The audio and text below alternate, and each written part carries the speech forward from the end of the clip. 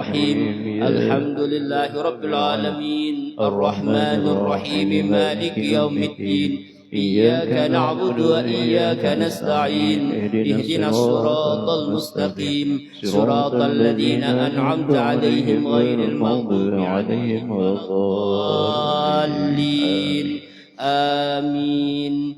بسم الله الرحمن الرحيم ياسين والقرآن الحكيم إنك لمن المرسلين على صراط مستقيم تنزيل العزيز الرحيم لتنذر قوما ما أنذر آباؤهم وهم غافلون لقد حق القول على أكثرهم وهم لا يؤمنون إنا جعلنا في أعناقهم أغلالا فهم مقمحون وجعلنا من بين أيديهم سدا ومن خلفهم سدا وأغشيناهم فهم لا يبصرون وسواء عليهم أنذرتهم أم لم تنذرهم لا يؤمنون إنما تنذر من اتبع الذكر وخشي الرحمن بالغيب فبشره بمغفرة وأجر كريم إنا نحن نحيي الموتى ونكتب ما قدموا وآثارهم وكل شيء أحصيناه في إمام مبين واضرب لهم مثلا أصحاب القرية إذ جاءها المرسلون إذ أرسلنا إليهم اثنين فكذبوهما فعززنا بثالث فقالوا إنا إليكم مرسلون قالوا ما أنتم إلا بشر مثلنا وما أنزل الرحمن من شيء إن أنتم إلا تكذبون قالوا ربنا يعلم إنا إليكم لمرسلون وما علينا إلا البلاغ المبين قالوا إنا تطيرنا بكم لئن لم تنتهوا لنرجمنكم وليمسنكم منا عذاب أليم قالوا طائركم معكم إن ذكرتم بل أنتم قوم مسرفون وجاء من أقصى المدينة رجل يسعى قال يا قوم اتبعوا المرسلين اتبعوا من لا يسألكم أجرا وهم مهتدون وما لي لا أعبد الذي فطرني وإليه ترجعون أتخذ من دونه آلهة يردني الرحمن بدر لا تغن عني شفاعتهم شيئا ولا ينقذني إني إذا في ضلال مبين إني آمنت بربكم فاسمعون قيل ادخل الجنة قال يا ليت قومي يعلمون بما غفر لي ربي وجعلني من المكرمين وما أنزلنا على قومه من بعده من جند من السماء وما كنا منزلين إن كانت إلا صيحة واحدة فإذا هم خامدون يا حسرة على العباد ما يأتي من رسول إلا كانوا به يستهزئون ألم يروا كما أهلكنا قبلهم من القرون أنهم إليهم لا يرجعون وإن كل لما جميع لدينا محضرون وآية لهم الأرض الميتة أحييناها وأخرجنا منها حبا فمنه يأكلون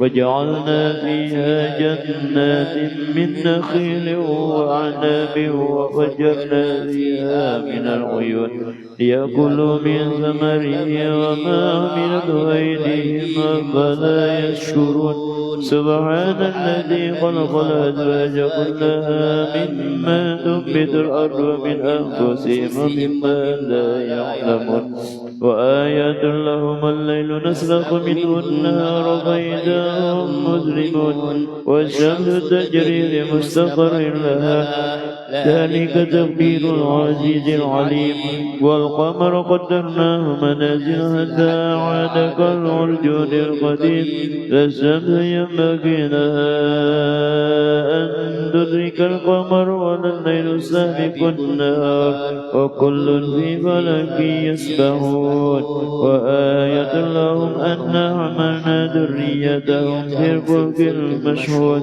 وخلقنا لهم من مثله ما يركبون وإن نشأ نغرقهم فلا صريخ لهم ولا هم ينقذون إلا رحمة منا ومتاعا إلى حين وإذا قيل لهم اتقوا ما بين أيديكم وما خلفكم لعلكم ترحمون وما تأتيهم من آية من آيات ربهم إلا كانوا عنها معرضين وإذا قيل لهم أنفقوا مما رزقكم الله قال الذين كفروا للذين آمنوا أن لو يشاء الله أطعمه إن أنتم إلا في ضلال مبين ويقولون متى هذا الوعد إن كنتم صادقين ما ينظرون إلا صيحة واحدة تغزوهم وهم يكسبون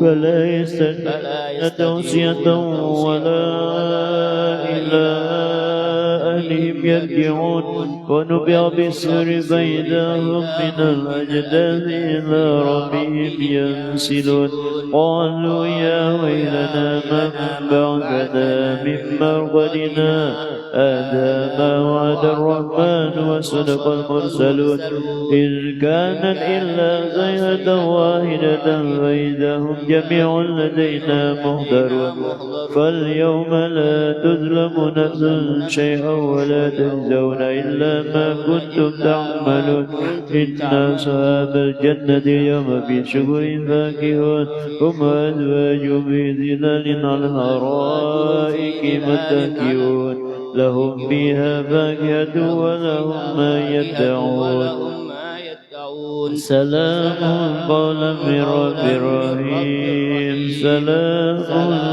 قولا من رب رحيم سلام قولا من رب رحيم وامتازوا اليوم أيها المجرمون ألم أعهد إليكم يا بني آدم ألا تعبدوا الشيطان إنه لكم عدو مبين وأن اعبدوني هذا صراط مستقيم ولقد أضل منكم جبلا كثيرا أفلم تكونوا تعقلون هذه جهنم التي كنتم توعدون اصلوها اليوم بما كنتم تكفرون اليوم نختم على أفواههم وتكلمنا أيديهم وتشهد أرجلهم بما كانوا يكسبون ولو نشاء لطمسنا على أعينهم فاستبقوا الصراط فأنى يبصرون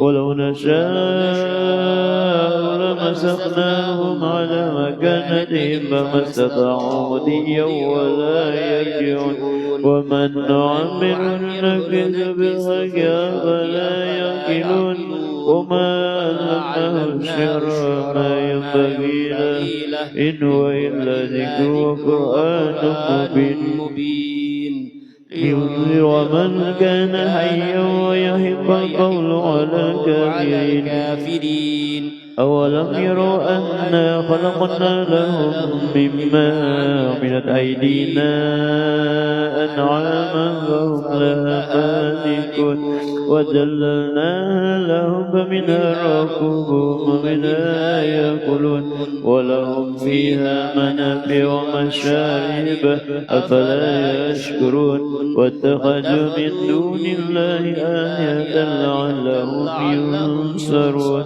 لا يستطيعون نصرهم وهم جند محضرون فلا يحزنك قولهم إنا نعلم ما يسرون وما يعلنون أولم ير الإنسان أنا خلقناه من نطفة فإذا هو خصيم مبين وضرب لنا ونسي خلقه ولم يحيي العظام رميم قل يحييها الذي أنشأها أول مرة وهو بكل خلق عليم الذي جعل لكم من الشجر الأخضر نارا فإذا أنتم منه توقدون أوليس الذي خلق السماوات والأرض بقادر على أن يخلق مثلهم بلى وهو الخلاق العليم إنما أمره إذا أراد شيئا أن يقول له كن فيكون فسبحان الذي بيده ملكوت كل شيء وإليه ترجعون صدق الله العظيم.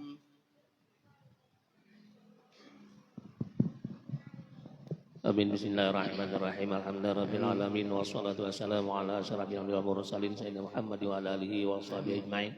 Allahumma inna nasta'inuka nasta'dinuka adyanana wa anfusana wa ahlana wa auladana wa amwalana wa kulla shay'in a'taitana. Allahumma ja'alna wa iyyahum fika nabika wa manika wa jiwarika wa a'idika min kulli syaitanir marid wa jabbarin al-syai'in wa jika innaka ala kulli syai'in qadir. Allahumma jamilna bil afiyah wassalamah wa aqimna bit taqwa wal istiqamah wa idna min mujibatin nadama innaka sami'un qaribun mujibud du'a. Allahumma ighfir lana dzunubana wa li walidina wa li auladina wa li abaina wa li ummahatina wa li ikhwanina wal masyayikhina wa sayyidina wa li jiranina wa li jami'il muslimin wal muslimat awsam bi sawi hadzal majlis kafatan amatan innaka ala kulli syai'in qadir ya rabbal alamin warzuqna kamal mutaba'atina wa zahiran wa batinan bil afiyah wassalamah bi rahmatika rahimin. Subhana man ja'ala khazainahu bainal kafi wan nun innama amruhu idza arada syai'an ay yaqula lahu kun fayakun. Fa subhanalladzi bi yadihi malakutu kulli syai'in wa ilaihi turja'un. Ya mufarrijal mufarid barid anna wa hamana wa ghamana wa halana barja'an ajilan bi rahmatika rahimin. Rabbana atina fid dunya hasanah wa fil akhirati hasanah wa qina adzabannar. Wa sallallahu alaihi Muhammad wa ala alihi wa sahbihi wasallam. Subhana rabbika rabbil izzati amma yasifun wa salamun alal mursalin walhamdulillahi rabbil alamin. Astaghfirullahal azim li wa liwalidayya wa li bil huquqil wajibati alayya wa li jami'il muslimina wal muslimat wal mu'minina wal mu'minat al ahya'i minhum wal amwat. Astaghfirullahal azim li wa liwalidayya wa li ashabil huquqil wajibati alayya ولجميع المسلمين والمسلمات والمؤمنين والمؤمنات الأحياء منهم والأموات. أستغفر الله العظيم ولوالدي ولأصحاب الحقوق والواجبات ولجميع المسلمين والمسلمات والمؤمنين والمؤمنات الأحياء منهم والأموات. بسم الله الرحمن الرحيم. الفاتحة لحضرة سيدنا وحبيبنا وشفيعنا وقرة أعيننا ومولانا محمد صلى الله عليه وآله وسلم ثم إلى أرواح آبائه وإخوانه من الأنبياء والمرسلين وآله وأصحابه وأزواجه وأنصاره وذريته وأهل بيته أجمعين ثم على أرواح ساداتنا أبي بكر وعمر وعثمان وعلي والحمزة والعباس وسيدنا الحسن والحسين والعشرة المبشرين بالجنة والتابعين وتابع التابعين لهم بإحسان إلى يوم الدين. ثم لروي سيدتنا فاطمة الزهراء البتول بنت سيد المرسلين وسيدتنا خديجة الكبرى وسيدتنا عائشة الرضا ثم لروي سيدنا علي زين العابدين وابن سيدنا محمد الباقر وسيدنا جعفر الصادق وسيدنا علي الوريدي وسيدنا محمد النجيب وسيدنا عيسى وسيدنا الإمام المهاجر إلى الله أحمد بن عيسى وابن سيدنا عبيد الله وسيدنا علي ومحمد وعلي ومحمد صاحب مربد ثم لروي سيدنا الإمام الأستاذ الأعظم الفقيه المقدم محمد بن علي باعلوي وأمه الشريف سيدنا علوي وأصولهم وفروئهم ثم لروي سيدنا علوي ابن الفقيه وعلوي وعلي ومحمد مولى الدويلة ثم لروي سيدنا الإمام عبد الرحمن بن محمد السقاف وابن سيدنا عمر المضر وسيدنا أبي بكر السكران وإخوانهم وأصولهم وفروئهم ثم لروي قطب الملأ وسلطان الوجود سيدنا الحبيب عبد الله بن أبي بكر العدرس الأكبر وأولاده أبي بكر وعلوي وشيخ وحسين وجميع سلسلة العداروسية ثم لروي فخر الوجود سيدنا ومولانا الشيخ أبي بكر بن سالم وذريته وأخيه الحبيب عقيل بن سالم ثم لروي سيدنا الإمام الحبيب أحمد بن محمد الحبشي مولى الشيم والحبيب عبد الرحمن بن محمد الجفري مولى العرشة ثم لروي قطب الأنفاس سيدنا الحبيب عمر بن عبد الرحمن العطاس والشيخ علي بن عبد الله بارس وسيدنا سلطان الأولياء سيدنا الشيخ عبد القادر الجيلاني وشيخ سعيد بن عيسى العمودي وسيدنا يوسف بن عابد الحسني وابن الحبيب عمر وأصولهم وفروئهم ثم لروي قطب الدعوة والإرشاد وغوث العباد والبلاد سيدنا الحبيب عبد الله بن علوي بن محمد الحجاج والحبيب أحمد بن زين الحبشي والحبيب محمد بن زين بن سمت والحبيب عمر بن عبد الرحمن البار ثم لروي الحبيب حسن بن صالح البهر الجفري والحبيب أبي بكر بن عبد الله العطاس والحبيب أحمد بن حسان العطاس والحبيب علي بن محمد بن حسين الحبشي وابن الحبيب علوي ثم أرواح أهل زنبال وأبدر وبشار والفرات والمعلى والبكي وشبيكة وأصولهم وفروئهم ثم أرواح مشايخ هذه البلدة سيدنا مولانا الشيخ محمد أرشد بن عبد الله البنجري والشيخ محمد زيني بن عبد الغني سكنبل والحبيب أحمد رحمة الله مولى أمبل وابن الشيخ إبراهيم صاحب توبان وإخوانه ثم أرواح صالح صاحب تسعة قبور ومولانا مالك إبراهيم ومولانا إسحاق ومولانا محمد عين اليقين صاحب جيري ومولانا بنكل ومولانا كابسان ومولانا مغربي صاحب ساسك وأصولهم وفروئهم ثم الحبيب حسين بن أبي بكر العيدروس مولى الوار بدن جاكرتا والحبيب شيخ بن أحمد بافقي وأخي الحبيب محمد ثم الحبيب عبد الله بن محسن العطاس وأولاده ثم الحبيب حسين بن محمد بن طاهر الحجاج وأخي الحبيب علوي وأصولهم وفروئهم ثم الحبيب أحمد بن عبد الله بن طالب العطاس وابن الحبيب علي وإخوانه والحبيب علي بن حسين العطاس والحبيب علي بن عبد الرحمن الحبشي كويتان وأولاده عبد الرحمن ومحمد والحبيب أبي بكر بن عمر بن يحيى والحبيب عمر بن طه بن يحيى والحبيب علي بن محمد الصافي ثم الحبيب محمد بن عدروس الحبشي وأولاده والحبيب محمد بن أحمد المهدر وأولاده والحبيب علوي بن محمد هاشم السقاف والحبيب القطب أبي بكر بن محمد بن عمر السقاف وأولاده ثم الحبيب عبد القادر بن علوي السقاف صاحب توبان والحبيب علوي بن سقاف السقاف وجعفر بن شيخنا السقاف وأولاده ثم الحبيب محمد بن حسين العيدروس وأخيه الحبيب محمد المستور وإخوانه والحبيب حسين بن محمد بن حسين العيدروس ثم الحبيب صالح بن محسن الحامد والحبيب حسين بن هادي الحامد والحبيب أحمد بن علي بالفقيه والحبيب محمد بن حسين باعبود والحبيب سالم بن عقيل والحبيب محمد بن أبي بكر السقاف والحبيب أحمد بن حسن بن سميد والحبيب أحمد بن غالب الحامد والحبيب عبد القادر بن هادي السقاف وإخواني الحبيب أحمد والحبيب محمد المروي سيد الوالد أبويا السيد محمد بن علوي المالكي وسيد الوالد أبويا الحبيب حسن بن أحمد باهرون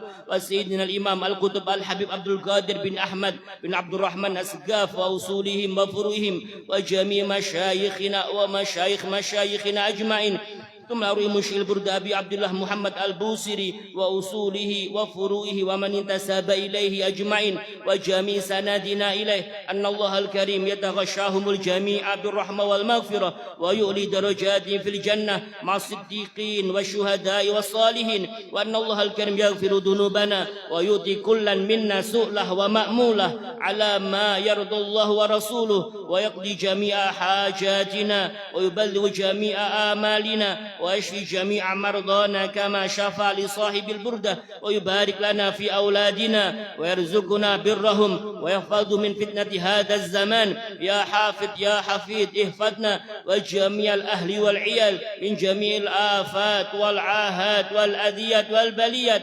اللهم اجعل جمعنا هذا جمعا مرحوما وتفرقنا من بعد تفرقا معصوما، واختم بالصالحات أعمالنا وطول أعمارنا في خير ولطف وعافية. وعلى هذه النية ولكل نية صالحة جالبة لخيرات الدنيا والآخرة، وعلى ما نوى به سلفنا الصالحون وجميع مشايخنا وإلى حضرة النبي سيدنا مولانا محمد صلى الله عليه وعلى آله وصحبه وسلم بسر النبي وآل النبي وبسر فاتحة.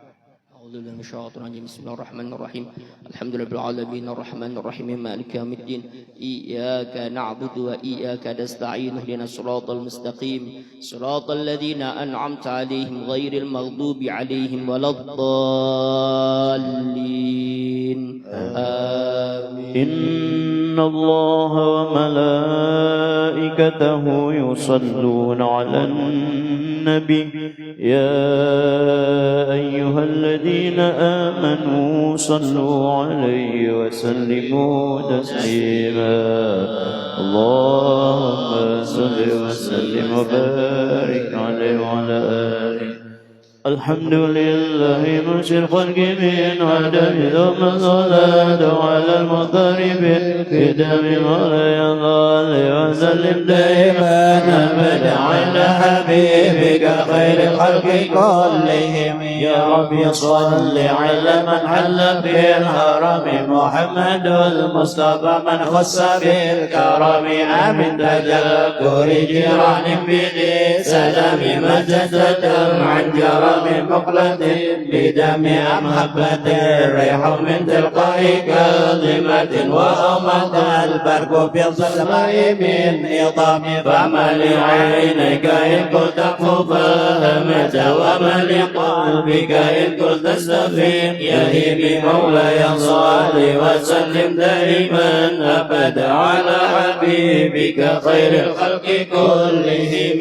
أيسب الصف أن الحب منكتب بين منسجم منه ومضطرب. لولا الهوى لم ترد دمعا على طلال ولا ألقت لذكر البدء والعلم. فكيف تنكر حبا بعدما شهدت به عليك عدول الدمع والسقم. وأثبت الود خدي عبرة وظنا مثل البهار على خديك والعنم. نعم سرى طيف من أغضب فأرقني والحب يعترض اللذة بالألم. مولاي صل وسلم دائما أبدا على حبيبك خير الخلق كلهم. يا لئيمي بالهوى العذر معذرة مني إليك ولو أصبت لم تلومي عدتك حالي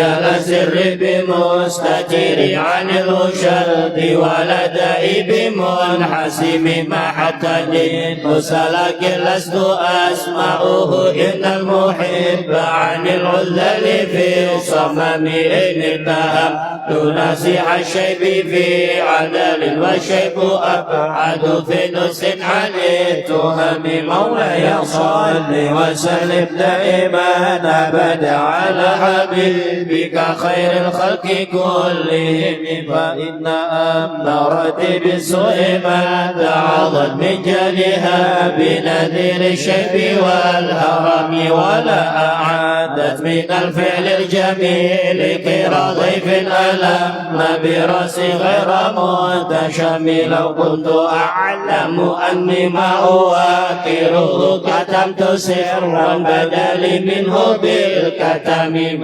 جراد جماع من غوايتها كما يراد جماع الخيل باللجوم. مولاي صل وسلم دائما أبدا على حبيبك خير الخلق كلهم. فلا تروا بالمعاصي كسر شهوتها إن طعام ما يقوي شهوة الناهب والنفس كالطفل إن تبلغ شاب على حب الرضاع وإن تبتمه ينفتم فاصرف هوى حذر أن توليه إن الهوى متى ولا يسمي أو يصم وراعيها وهي في الأعمال سائمة وإن هي كحلة المرعى فلا تسم كم حسنت لذة للمرء قاتلة من حيث لم يدري أن السم في الدسم مولاي صل وسلم دائما أبدا على حبيبك خير الخلق كلهم وشد سائس من جوع ومن شبع فربما مصت شعر من التخام واستبرر الدمع من عين قد امتلأت من المحارم والزم حمية الندم وخالف النفس والشيطان وعصيهما وإنهما محضك النصف التهم ولا تطع منهما خصما ولا حكما فأنت تعرف كيد الخصم والحكم أستغفر الله من قول بلا عمل لقد نسبت به نسلا لذي عقوم مولاي صل وسلم دائما أبدا على حبيبك خير الخلق كلهم أمرتك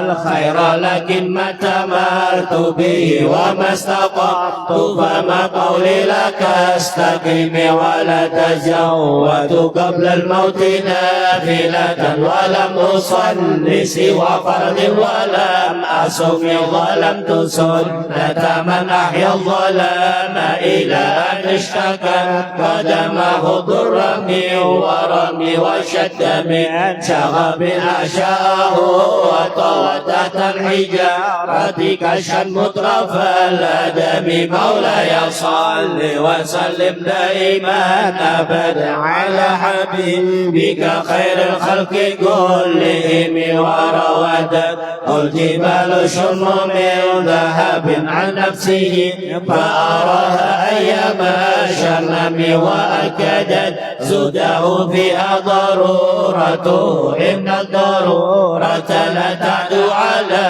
العصم وكيف تدعو إلى الدنيا ضرورة من لولا لم تخرج الدنيا من العدم محمد سيد الكونين والثقلين والفريقين من عرب ومن عجم نبينا الأمير الناهي فلا أحد أبر في قول لم منه ولا نعم مولاي صل وسلم دائما أبدا على حبيبك خير الخلق كلهم هو الحبيب الذي ترجى شفاعته لكل هول من الأهوال متحم دعا إلى الله فالمستمسكون به مستمسكون بحبل غير منفصم فكالنبيين في خلق وفي خلق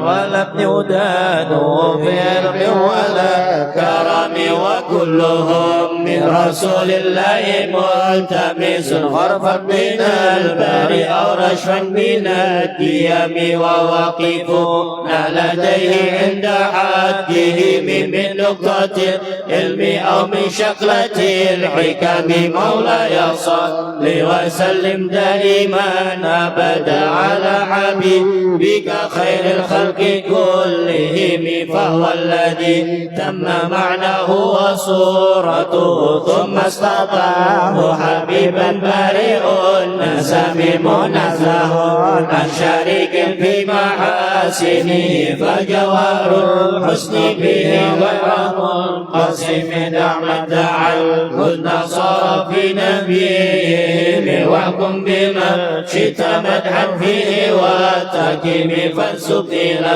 ذاته ما شئت من شرف وانسب إلى قدره ما شئت من عظام فإن فضل رسول الله ليس له حد فيعرب عنه ناطق بفم مولاي صل وسلم دائما أبدا على حبيبك خير الخلق كلهم لو نسب قدره آياته عظاما أحيا اسمه حين يدعى دارس الرمم لم يمتحن بمتع العقول به حرصا علينا فلم نرتب ولم نهي بعين الورى فما معناه فليس يرى للقرب والبعد منه غير منفهم كشمس تظهر بالعينين من بعد صغيرة وترك الطرف من أمام وكيف يدرك في الدنيا حقيقته قوم نيام تسلوا عنه بالعلوم مولاي صل وسلم دائما أبدا على حبيبك خير الخلق كلهم فمبلغ العلم فيه أنه بشر وأنه خير خلق الله كلهم وكل آية تمس الكرام بها فإنما اتصلت من نوره به فإنه الشمس فمنهم كواكبها يدرن أنوارها للناس في الظلم أكرم بخلق نبي زنه خلق بالحسن مشتمل بالبشر متسم كالزهر في الترف والبر في الشرف والدهر في كرم والدهر في همم مولاي صل وسلم دائما أبدا على حبيبك خير الخلق كلهم كأنه وهو فرد في جلالته في عسكر حين تلقاه وفي حشم كأنما اللؤلؤ المكنون في صدف من بعد نهي منطق منه ومبتسم لطيب يعادل ضربا ثم أعظمه ضربا لمنتشك منه وملتزم أبنى مولده أكتب عنصره يطيب مقتدى منه ومقتدى بمولاي صل وسلم دائما أبدا على حبيبك خير الخلق كلهم. اللهم صل وسلم وبارك عليه وعلى آله. يوم تفرس فيه الفرس أنه قد أولر بحلول البؤس والنقم وبكاء ونكسر وهو منصدر كسم لأصحابك غير ملتئم والنار خالدة الأنفاس من أسف عليه والنار ساهي العين من سلم وسأسى قالت بحيرتها ورد واردها بالغيظ حين زمي كأن بنار بالماء من بلل حسنا وبالماء بالنار من ضرب مولاي صل وسلم دائما أبدا على حبيبك خير الخلق كلهم والجن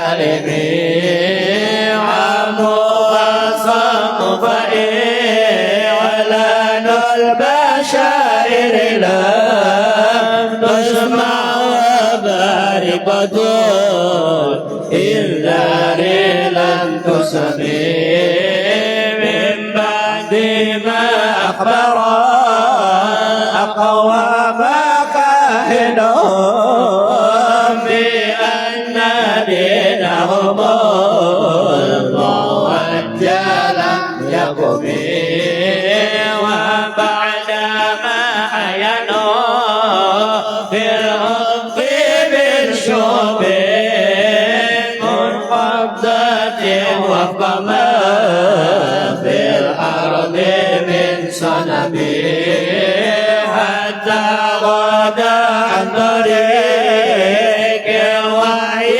مهزم من الشياطين يأخذ إشراق هزم مولاي صل وسلم دائما أبدا على حبيبك خير الخلق كلهم.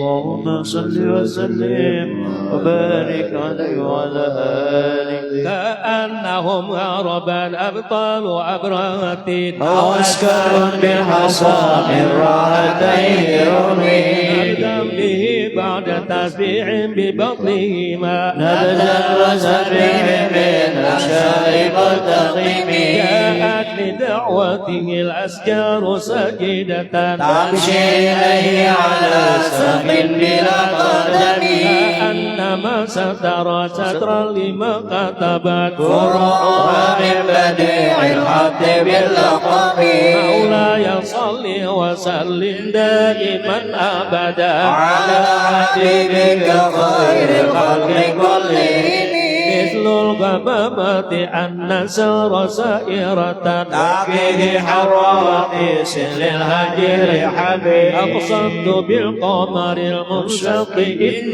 له من قلبه نسبة نورة القسم وما حوى الغار من خير ومن كرم وقلطة من الكفار عنه عمي الصدق بالغار والصدق لم يرما وهم يقولون ما بالغار من آلمي ظن الحمام وظن العنكبوت على خير البرية لا تنسج ولم تحرمي مولاي صل وسلم دائما أبدا على حبيبك خير الخلق كلهم وقاية الله أغنت عن مضاعفة من الدروع والعلم من الكتب ما سامني الدار دائما واستجرت به إلا ونلت جوار منه لم يضمي ولا لمست من الدارين بيده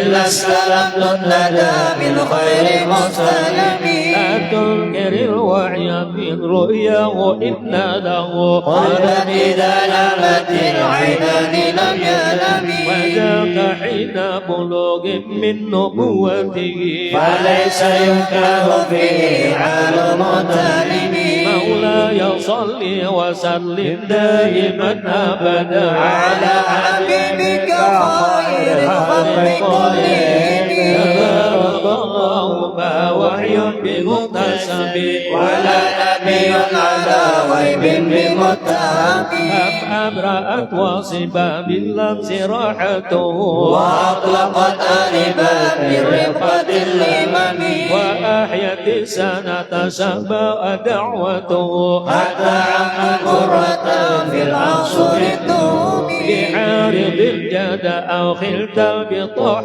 بها سيف من اليم أو سيل من العالم مولاي صل وسلم دائما أبدا على حبيبك خير الخلق كلهم اللهم صل وسلم وبارك عليه وعلى آله دعني وواصي آيات الله له زهرات ظهورنا الكرام ليلا على عالمي بدر يزداد حسنا وهو منتظم وليس ينقص قدرا غير منتظم فما تطاول آمال المديح إلى ما به من كرم الأخلاق والشيم آيات حق من الرحمن مقدسة قديمة صفة الموصوف بالقدم مولاي صل وسلم دائما أبدا على حبيبك خير الخلق كلهم لم تقترب بزمان ويا تخبرنا عن المعاد وعن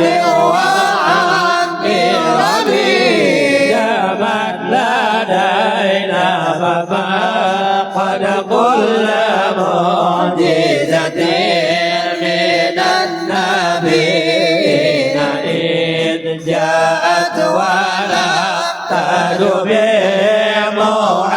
محكمات فما تبغينا من سبيل لذي شقاق ولا تبغينا من حكم معوربا قد إلا عاد من عربي عاد الأعادي إليه ملقي السلام رد البلاغ دوام عن ريدها رد الغيور يد الجاني عن العرب مولاي صل وسلم دائما أبدا على حبيبك خير الخلق كلهم لا معاد كموج البر بمدد وفوق جوهره في الحسن والقيم فما دعانا تصع عجائبها ولا تسم على الكذاب بالسام غرت بها عين قارئها فقلت له لقد ظفرت بعبد الله فاعتصمي إن تدلوها غيبة من حر النار لظى فتح ولظى من وردها الشبيب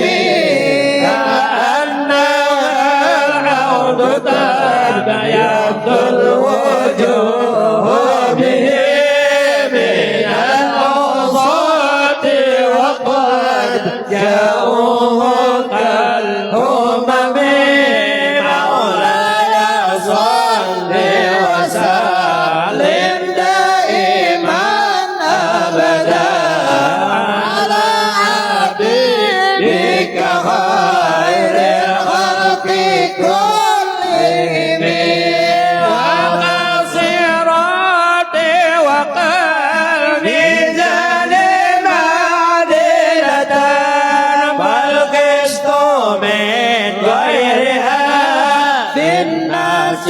لم يقم الجبل حسود الرحى ينكرها تجولا وهو عارف العلق الفهم قد تنكر العين ضوء الشمس من رمد وينكر الفم طعم الماء من سقم يا خير من يمم العبد ساءته سعيا وفوق متون العنق الرسل مولاي صل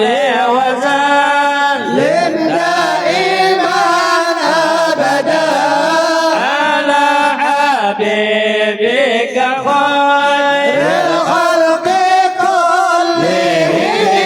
كلهم ومن هو الآية الكبرى للمعتبرين ومن هو النعمة العظمى للمغتنمين سريت بالحرمين ليلا إلى حرمين كما سرى البدر بداج من الظلم وبت القيلا أن نلت منزلة من قبل قوسين لم تدرك ولم ترمي وقدمتك جميع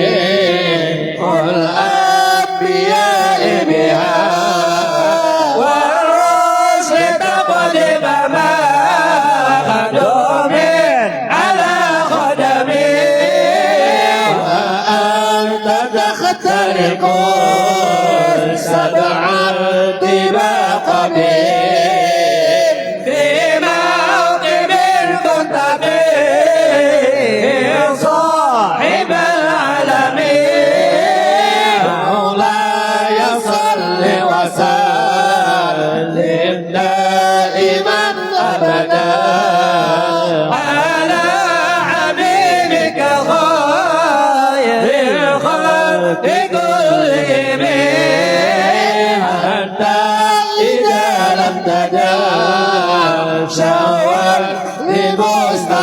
لمستبقين من الدنو ولا مرقا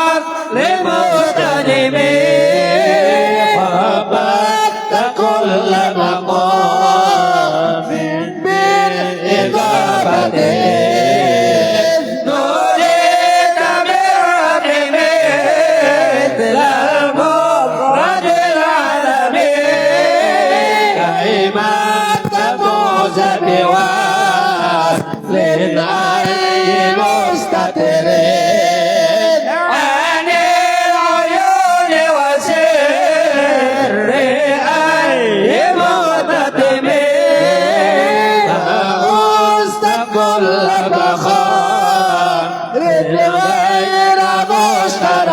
مشتركين وجن كل مقام غير مزدحمين وجل مقدر ما ولدت من رتبين وعز إدراك ما أولد من نعمين مولاي صل وسلم دائما أبدا على حبيبك خير الخلق كلهم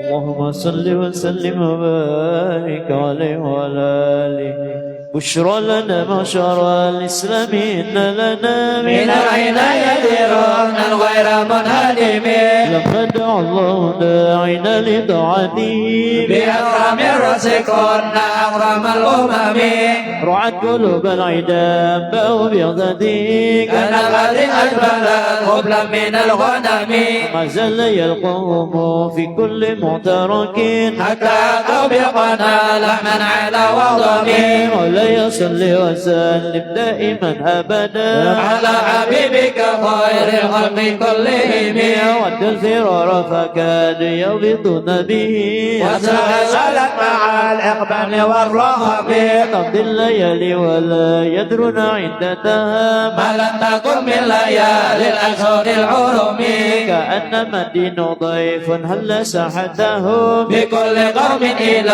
لحم العيد قادم يجر بحر خميس فوق سبيحة يرمي بموج من الأبطال ملتقم من كل منتدب لله مغتسب يصطفي مستسر للكفر مقتلم مولاي صل وسلم دائما أبدا على حبيبك خير الخلق كلهم حتى غدت ملة الإسلام وهي بهم من بعد غربتها موصولة الرحم مقولة أبدا منهم بخير أبي وخير بال بلا تيتا ولم تئب هم الجبال فسل عنهم صدمهم ما زرع منهم في كل مقتدم وسل حنينا وسل بدرا وسل أحدا وصل حب لهم أتى من الوخم المصدر البيض عمرا بعدما وردت من العيد كل مسوة من الإمام مولاي صل وسلم دائما أبدا على حبيبك خير الخلق كلهم والكاتبين بسمر الخط ما تركت أقلامهم عبد جسم غير منعدم شك السلاح لهم سمة تميزهم والورد يمتاز بسم من السلم تودي إليك رياح الله النصر نشرهم فتنسب الزهر بالأمم كل أمم كأنه بظهور الخير نبت ربا من شدة الحزن لا من شدة العزم ضرت قلوب العدا من باسهم فرقا فما تفرق بين البمي والبهام مولاي صل وسلم دائما أبدا على حبيبك خير الخلق كلهم ومن تكن برسول الله نصرته إن تلقاه الأسد في أدبها تجيبي وأن ترى من ولي غير منتصر فيه ولا من عدو وإن غير منقسم أهلا أمته بعرس ملته كالليس حل مع الأجمل في أجابه كم جدلت كلمات الله من جديد وكم وصم البرهان من قصيده كما معجزة بالجاهلية وتأتي في اليوم مولاي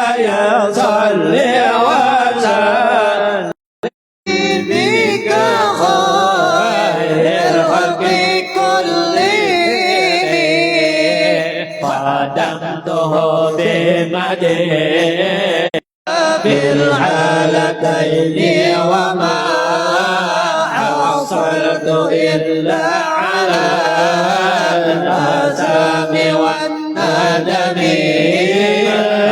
يا حسرتنا في تجارتها لم تشتري الدين بالدنيا ولم تسمي مولاي صل وسلم دائما أبدا على حبيبك خير الخلق كلهم ومن يبع عاجلا منه بعاجله يا بالله ابن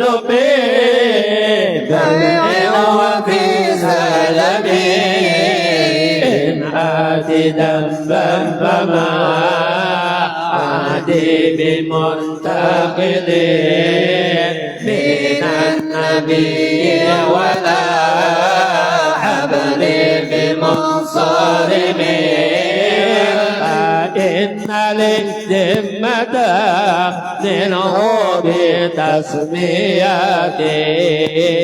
محمدا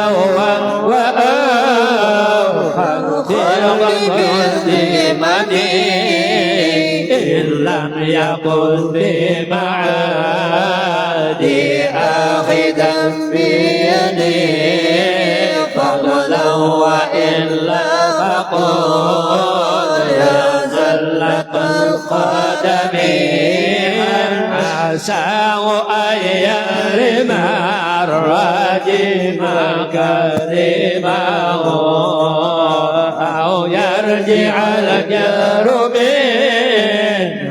غير مضرم مولاي صل وسلم دائما أبدا على حبيبك خير الخلق كلهم ومنذ ألزمت أفكاري مدائعه وجدت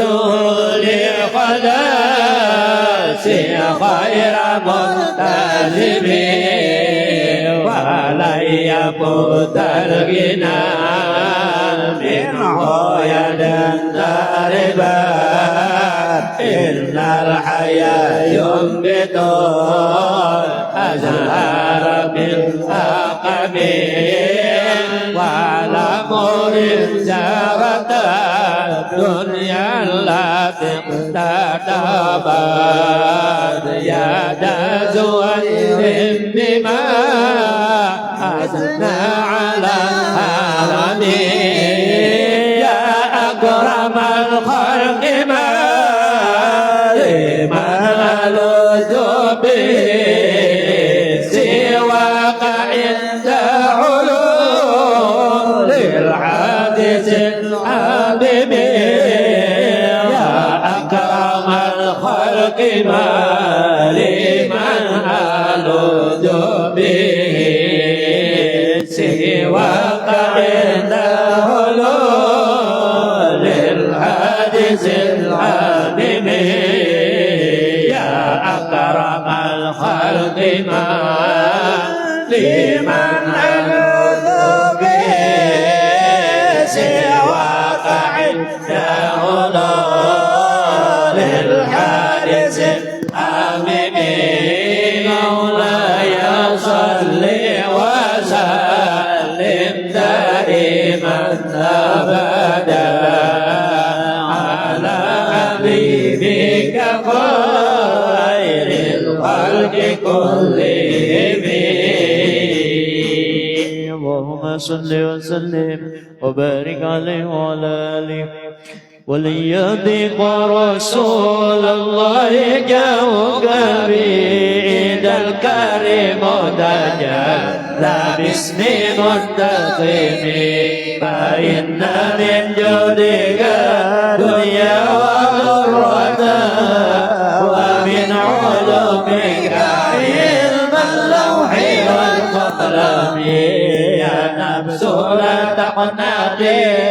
من زلة عدوان إن الكبائر في الغفران كالأمام لعل رحمة ربي حين يقسمها تأتي على حسب العصيان في القسم يا ربي واجعل رجائي غير منعكس لديك واجعل حسابي غير منقلب يا ربي واجعل رجائي غير منعكس لديك واجعل حسابي غير منقلب يا ربي واجعل رجائي غير منعكس لديك واجعل حسابي غير منقلب مولاي صل وسلم دائما ابدا على حبيبك خير الخلق كلهم والتب بعبدك بدارين إن له صبرا متى تدعو الأهوال ينادي به وعدا لصحب صلاة من دائمة على النبي بمنهل ومنسجم ردها عذابا البنير حصابا وأطراف العساحات العز بالنوامي ثم الرضا عن أبي بكر وعن عمر وعن علي وعن عثمان ذي الكرام والآل والصحب من تابعين لهم أهل التقى والنقى والعلم والكرم مولاي صل وسلم دائما أبدا على حبيبك خير خلق كلهم اللهم صل وسلم وبارك عليه وعلى آله يا ربي بالمصطفى بلغ مقاصدنا واغفر لنا ما مضى يا واسع الكرم يا ربي بالمصطفى بلغ مقاصدنا واغفر لنا ما مضى يا واسع الكرم يا ربي بالمصطفى بلغ مقاصدنا واغفر لنا ما مضى يا واسع الكرم يا ربي بالمصطفى بلغ مقاصدنا واغفر لنا ما مضى يا واسع الكرم يا ربي بالمصطفى بلغ مقاصدنا واغفر لنا ما مضى يا واسع الكرم يا ربي بالمصطفى بلغ مقاصدنا واغفر لنا ما مضى يا واسع الكرم يا ربي بالمصطفى بلغ مقاصدنا واغفر لنا ما مضى يا واسع الكرم يا ربي بالمصطفى بلغ مقاصدنا واغفر لنا ما مضى يا واسع الكرم يا ربي بالمصطفى بلغ مقاصدنا واغفر لنا ما مضى يا واسع الكرم واغفر إلهي لكل المسلمين بما يتلوه في المسجد المسجد الأقصى وفي الحرم بجاه من بيته بطيبة حرام واسمه قاسم من أعظم القسم وهذه بردة المختار قد ختمت والحمد لله في بدء وفي ختم أبياتها قد أتت ستين مع مئات فرج بها كربنا يا واسع الكرم أبياتها قد أتت ستين مع مئات فرج بها كربنا يا واسع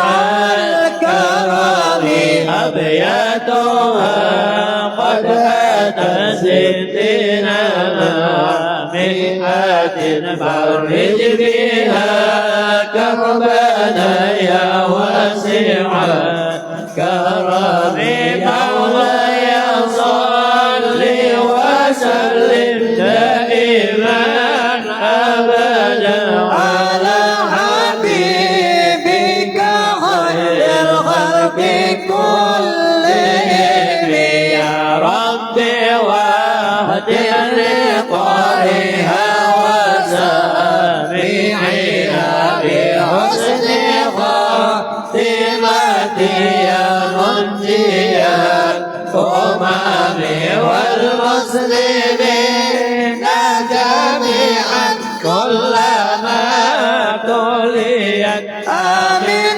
تذكر جيران بذي سلامين. اللهم صل وسلم وبارك عليه وعلى آله. إلهي نسألك بالاسم الأعظم وجاه المصطفى فرج علينا ببسم الله مولانا ابتدينا ونحمده على نعمه فينا توسلنا به بكل أمر قياس الخلق رب العالمين وبالأسماء ما ورد بناص وما في الغيب مخزونا مسونا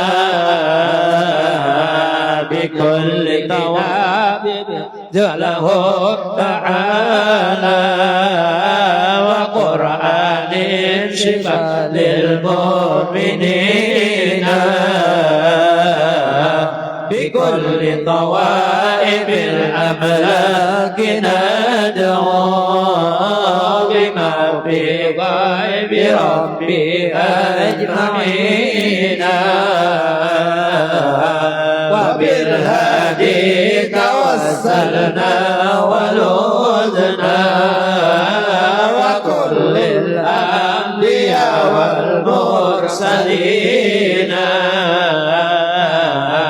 وآله مع الأصحاب جمعا توسلنا وكل التابعين وبالعلماء بأمر الله طرا وكل الأولياء والصالحين أخص به الإمام القرب حقا وجيء الدين تاج العارفين وقافي رتبة التمكين مرقا وقد جمع الشريعة واليقين وذكر العين رس الخوف أجلى عن القلب صدى للصادقين عفيف الدين معي الدين حقا له تعقيمنا وبه اهتدينا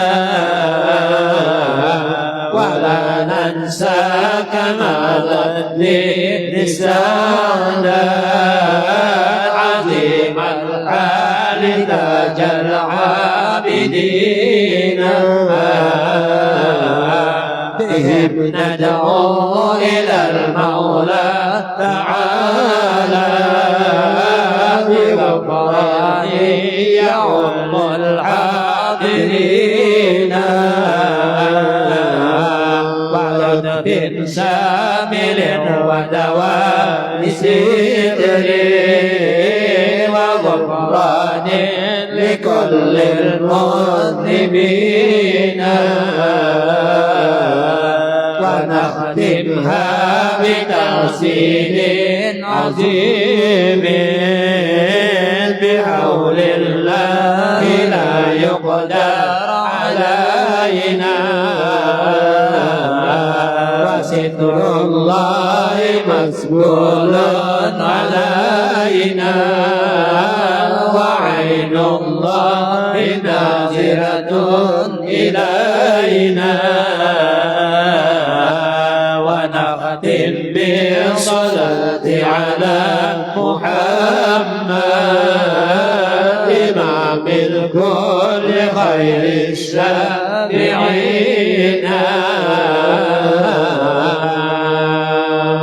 وصل وسلم وبارك عليه وعلى آله الفاتحة.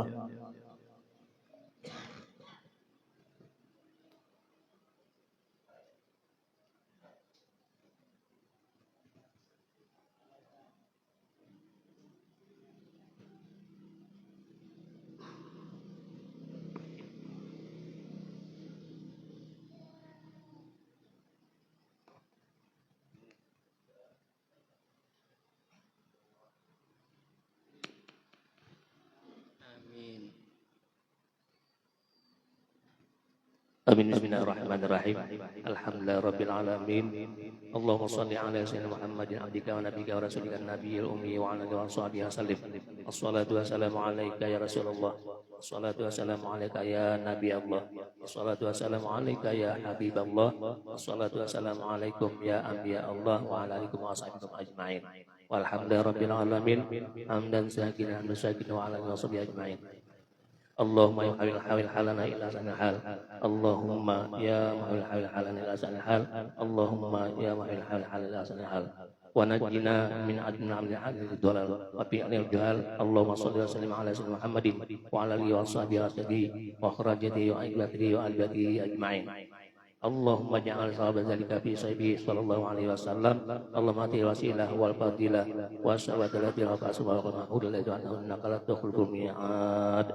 Allahumma surna wal hadirin izumratihi wa amitna ala sunnatihi wastamilna li ta'atihi audina haudahu waskina min hadin sarbatin sarbat adal jab'alahu ba'abada ya rabbal alamin summa fi sayfi al-hadin al-madin wa rasidin al-mursalin jal qadri alil waqbal jal sadatina bi bakri wa masum asman ali wa fi sahabati wa sahabat jati al-tahifun as-sayyidina fatimati sayyidina rasul summa sahibika asfana di hal asari Ini Abi Muhammad Hasan wa Abi Abdillah Hasan wa Abi Muhammad Said Hasan indallah wa indan nasi Abi Hamid Zata wa Abi Zata wa Abi Abdullah Asbal Abbas Pansan wa Salim Wajirin wa jata'i min at-tahirin wa ummahatil mutamatsirin wa jami' sahabati wa qarabati wa tabi'in wa tabi'in wa man tabi'in bi sabila yaumiddin wal arbatil mu'tadin wa qalbihim fiddin wal awliya wa syuhada wa salihin khususan fi sayyi musyahidil burdah ila sarbi Muhammad al-Busiri Allahumma bi sayfi awliya illahi ta'ala جميع من أقطاب وأنجاب وأوطاد وأبدال ورجال وغسل مطر وغربها أينما كانوا وحلت أرواحهم يا رب العالمين اللهم انفعنا ببركاتهم وانفعنا بنعمتهم وأمنا علينا عليهم من بركاتهم ومن بركة يومهم ومسلم سائر الطيبين في الدين والدنيا والآخرة sampai sahibi al-masamin wa walidina walidihim wa amatina amatihim wa amatil muslimin ajma'in Allahumma ja'al jam'ana hadha jam'an maghfura wa tabarran bari tabarran masuma wa la taj'al umma bina wa la ma'ana wa la hawlana mahruman wa la masuman wa la ambabika matuda abila fadlika ihsanan wa ihsana wa muslimina wa anima bi amilina wa amilan mukhlisina wa hablana jami'an ni'amika wa karamika bi rahmatika ya arhamar rahimin Allahumma ja'al akhir kalamina dunya inda tiha ya ajalina syahadata an la ilaha illallah wa anna muhammadar rasulullah wa minna alaiha garmatunin wala batin wala mu'min wala batinin wala mughairin ya rabbal alamin Allahumma inna nas'aluka min khairi ma sa'alaka min nabika sayyidina nabiyina sallallahu alaihi wasallam wa nas'aluka min ahsani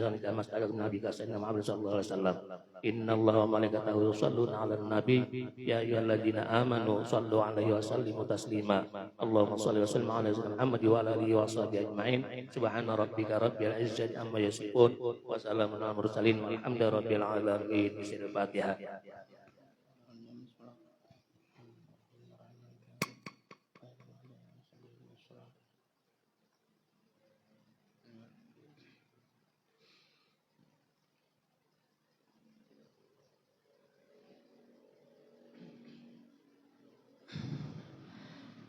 Assalamualaikum warahmatullahi wabarakatuh. Bismillahirrahmanirrahim. Alhamdulillahi rabbil alamin. Wassalatu wassalamu ala habibi rabbil alamin. Sayyidina wa maulana Muhammadin wa ala alihi wa sahbihi ajma'in. Subhanallah walhamdulillah wa la ilaha illallah wallahu akbar. Wa la hawla ولا قوة إلا بالله العلي العظيم عدد كل حرف كتب أو يكتب أبد الآبدين ودهر الداهرين سبحانك لا علم لنا إلا ما علمتنا إنك أنت العليم الحكيم رب اشرح لي صدري ويسر لي أمري واحلل عقدة من لساني يفقه قولي بجاه النبي والصحب والآل أما بعد.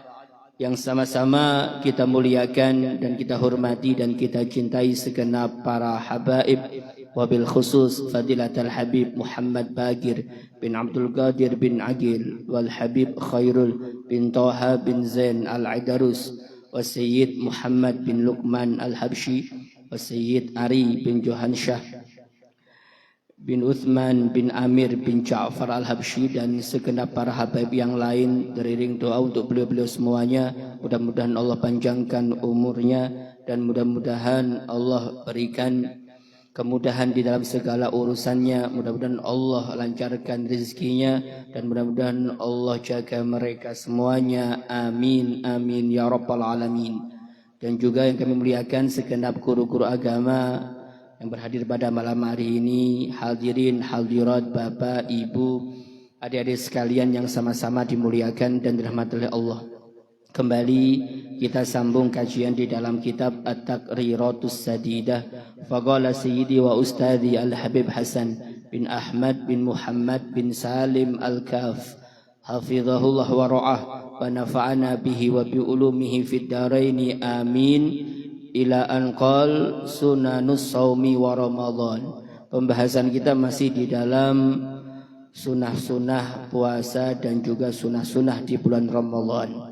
Disebutkan di sini Bapak dan Ibu sekalian kesunahan yang ketujuh tepatnya disebutkan oleh beliau al-ightisal minal janabati qabla al-fajri khurujan minal khilaf walikai yabda'a shaumahu tahiran. Kesunahan berikutnya Bapak Ibu sekalian adalah mandi sebelum subuh, sebelum fajar tiba, daripada hadas besar. Kalau toh mungkin maaf di malam harinya berhadas besar, maka dianjurkan dengan sangat nggih, untuk mandi sebelum subuh, untuk mandi sebelum terbitnya fajar. Karena ada satu pendapat yang mengatakan wajib yang demikian itu. Tidak boleh seseorang mengawali puasanya dalam keadaan junub. Ini pendapat, ada yang mengatakan semacam itu. Walaupun pendapat yang muktamad dalam madhab Syafi'i maka tidak masalah. Makanya ini bagian daripada yang disunnahkan. Kan demikian sunnahnya. Karena ada yang mewajibkan ya harus suci. Dan alasannya ya sama sebagaimana sebelumnya, walikayabda'a shaumahu tahiran, agar ia mengawali puasanya itu dalam keadaan suci. Demikian ya. Dan juga tentunya Bapak dan Ibu sekalian, tentunya yang kita khawatirkan kalau kita pas sudah puasa atau sudah tiba waktu subuh, kita masih berhadas besar. Karena tentunya tatkala kita berhadas besar itu dituntut untuk mandi besar. Yang jelas semua anggota tubuh itu harus kena basuhan. Khawatir ada sebagian air atau apa masuk ke dalam tubuh kita. Kan demikian. Ini yang kita khawatirkan. Bisa jadi puasanya akan batal. Karena ini termasuk keteledorannya dia. Kenapa kok tidak mandi sebelum subuh? Kan demikian ya. Khawatirnya ini juga diantara yang kita khawatirkan. Karena kita dituntut untuk membasuh semuanya. Siapa tahu kan demikian nih, tatkala kita mandi ada yang masuk air di dalam anggota tubuh kita, mungkin masuknya lewat mulut kita, atau mungkin dari lubang hidung kita, atau mungkin dari lubang kemaluan kita. Kan demikian Bapak sekalian, ini yang dikhawatirkan. Oleh karenanya dan juga memang keluar daripada khilaf, disunahkan untuk mandi terlebih dahulu daripada junub. Demikian ya. Kemudian disebutkan di sini kesunahan berikutnya adalah al-ightisalu kulla lailatin min layali Ramadan ba'dal maghrib likayyan syatalil qiyam. Di antaranya lagi disunahkan untuk mandi juga. Tapi mandinya itu setiap malam daripada malam-malam bulan Ramadan. Tepatnya mandinya itu adalah ba'dal maghrib, setelah sholat maghrib. Mandi setelah sholat maghrib itu mandi. Setelah kita mungkin buka puasa, mandi terlebih dahulu. Alasannya likayyan syatalil qiyam, agar ia giat atau semangat untuk menghidupkan malam Ramadan. Untuk bangun di sini maksudnya untuk bangun mendirikan bulan Ramadan, menghidupkan bulan Ramadan. Demikian ya, karena imbah makan itu biasanya lemes, males, kan demikian. Oleh karenanya mandi biar semangat dan niati mandinya itu hukumnya sunnah. Dan bahkan Al-Habib Abdullah bin Alawi Al-Haddad di masa-masa awal beliau bermujahadah, beliau tidak pernah meninggalkan yang namanya mandi ini, yaitu mandi di malam-malam bulan Ramadan, ya agar tujuannya itu semangat. Yang awalnya mungkin malas-malas biar semangat, biar rajin atau biar ya semangatlah setidaknya melakukan ibadah berupa sholat tarawih atau mungkin sholat nanti setelah sholat tarawih. Yang jelas semacam itu, ini niatnya semacam itu biar memang lebih semangat. Dan memang mandinya itu hukumnya sunnah. Kemudian selanjutnya di antaranya lagi kesunahannya kata beliau adalah al-muhafadzatu ala sholati tarawih min awwali lailatin ila akhiri lailatin. Di antaranya juga Bapak dan Ibu sekalian, di bulan Ramadan itu amat sangat dianjurkan sekali kita itu muhafadzah, menjaga, melestarikan, merawat ala sholati tarawih, atas sholat tarawih min awali lailatin, dari malam pertama ila akhiri lailatin, sampai akhir malamnya, maksudnya akhir malam bulan Ramadan. Kalau bisa itu tidak ada lubangnya, kalau bisa itu saben malam sholat tarawih. Jadi semacam itu dijaga, dipelihara, jangan sampai ada yang lubangnya. Karena terkadang biasanya Bapak Ibu sekalian di awal Ramadan itu semangat sekali biasanya, bahkan masjid-masjid itu full. Nanti kalau sudah mulai pertengahan, mulai loyo, separuh kurang. Nanti kalau sudah akhir-akhir, bukan separuh lagi, tinggal sedikit lagi yang tersisa. Terkadang itu semacam itu. Ini kita. Nah, dituntut nggih dalam diri kita untuk menjaga dan melestarikan, menghidupkan bulan Ramadan dengan melakukan sholat tarawih ini. Kalau bisa setiap malam, jangan sampai ditinggalkan. Jangan sampai ditinggalkan Bapak sekalian. Dan ini hukumnya sunnah dan dianjurkan sekali untuk menghidupkan malam-malam bulan Ramadan. Landasannya adalah sabda Nabi Shallallahu Alaihi Wasallam, man qama Ramadhana imanan wahtisaban ghufira lahu ma taqaddama min danbi. Siapa orang di antara kita yang menghidupkan bulan Ramadan karena didasari iman dan didasari karena mengharap ridhonya Allah semata, maka ghufira lahu ma taqaddam, maka dosanya yang telah lalu akan diampuni oleh Allah Subhanahu wa taala. Wal maksudu bi qiyami Ramadan, dan yang dimaksud dengan man qama Ramadan, siapa orang yang mendirikan bulan Ramadan, siapa orang yang menghidupkan bulan Ramadan. Yang dimaksud dengan qiyamu Ramadan ini mayoritas mengatakan para ulama yaitu salatut tarawih, yaitu salat tarawih. Demikian ini saudara sekalian. Dan Nabi pun sejatinya melakukan salat tarawih walaupun nanti prakteknya salat tarawih itu dikerjakan dalam keadaan berjamaah itu nanti di zaman Sayyiduna Umar Ibnul Khattab. Jadi salat tarawih itu Bapak dan sekalian nanti dijaga dan dilestarikan, maksudnya dikerjakan dalam keadaan berjamaah itu nanti di zamannya sahabat Umar Ibnul Khattab. Oleh karenanya suatu ketika tatkala sahabat Umar itu meninggal, maka Sayyiduna Ali itu menziarahi kuburnya.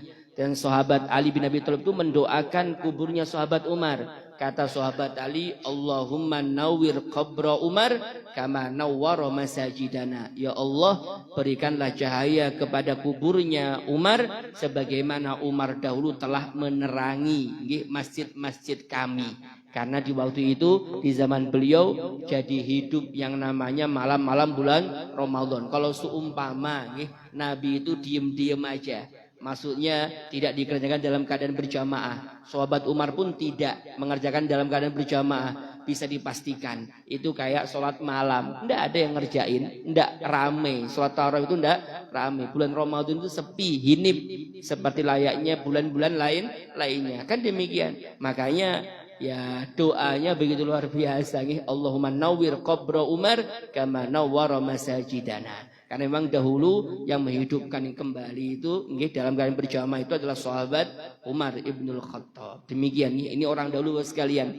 Sehingga ya tadi sampai sekarang sholatnya itu dalam keadaan berjamaah. Dan memang tidak mengapa karena sahabat Umar itu termasuk khulafaur rasyidin. Beliau termasuk khulafaur rasyidin, dan kita dituntut atau bahkan diperintahkan oleh Nabi apa yang dikejarkan oleh mereka, apa yang dilakukan oleh mereka itu untuk kita ikuti. Dalilnya jelas ngikuti para khulafaur rasyidin. Dan bahkan Nabi mengatakan addu alaikum bin nawajid, genggam atau gigit dengan gigitan yang kuat ajarannya mereka, bin nawajid, dengan gigi geraham kalian, bukan dengan gigi yang di depan, itu bisa patah, gigi yang kuat. Ini maksudnya pegang mereka, tidak masalah. Demikian ini memang semacam itu. Demikian ini. Kemudian Bapak sekalian yang sama-sama dimuliakan dan dirahmati Allah, saya lanjut lagi.